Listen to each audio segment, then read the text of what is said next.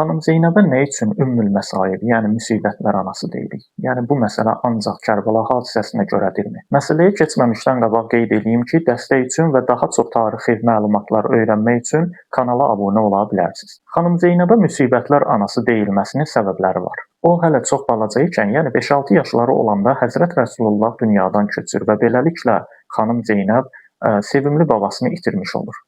Həzrət Rəsulullahdan sonra Səqifə hadisələrinin fonunda bir sıra problemlər olur ki, atasının haqqı olan şeyi ona vermirlər.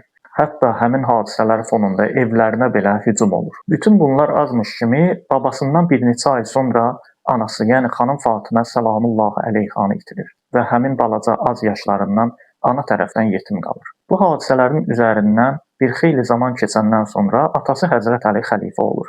Lakin 5 il sonra onu da qətlə yetirilir və o atasının ölümünün şahidi olur. Atasının qətlindən sonra onun yerinə böyük qardaşı İmam Həsən keçsə də, lakin çox keçmədən İmam Həsənin yaralandığına və məcbur qalıb hakimiyyəti Muaviyyəyə verməyinin şahidi olur xanım Zeynəb. Bu hadisələrdən bir neçə il sonra böyük qardaşı İmam Həsənin zəhərlənərək qətlə yetirilməsinə şahid olur. Beləliklə o böyük qardaşı İmam Həsəni də itirmiş olur. Və bütün bu olanlardan sonra Kərbəla hərəkatında olan hadisələr əsasən də Aşura günü xanım Zeynəbin gördükləri, onun həyatında gördüyü müsibətlərin ən pik nöqtəsinə çevrilir.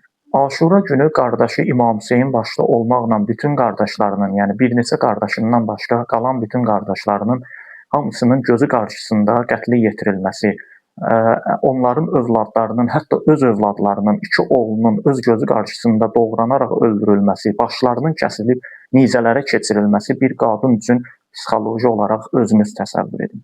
Yəni xanım Zeynəb Aşura günü Kərbəla çölündə böyük bir qətliamın özü də öz yaxınlarının, qardaşlarının, qardaşı oğullarının, əmisi oğullarının və övladlarının, hətta öz 2 oğlunun öldürülməsinə şahid olan bir ana, bir bacı idi. Bütün bunlar azmış kimi Kərbəla çölündən Şama qədər payı-piyada əsir olaraq özünün və qardaşı balalarının aparılması, həmçinin qardaşı, həyat yoldaşları və bəzi səhabələrin xanımlarının payı-piyada Şama getməkləri əsir kimi və sonra da əsirlikdən qayıdandan sonra da bu müsibətlərlə yaşamasının özü ən böyük bir müsibətdir. Çünki bir insan üçün bir hadisənin müsibəti ilə, onun xatirəsi ilə yaşamaq həmin o müsibətin özündən daha müsibətlidir. Lakin xanım Zeynəb o qədər dözümlü, o qədər əzimli, o qədər mətin iradəli, o qədər Allaha bağlı bir insan idi ki, Kərbəlada gözəllikdən başqa bir şey görmədim deyir. Yəni Allahın razılığı üçün qardaşlarını, qohumlarını, öz oğullarını, hətta öz canını belə verməyə razı idi. Lakin Allahın razılığı üçün də olsa, xanım Zeynəbin başına gələn həmin o hadisələr heç də kiçik hadisələr deyildi və hər kəs belə hadisələr, belə müsibətlər, belə faciələr yaşamır həyatında. Və odur ki, bütün bu hadisələrə, onun yaşadığı bu faciələrə görə xanım Zeynəbə Ümmül Məsaib deyirik, yəni müsibətlər anası.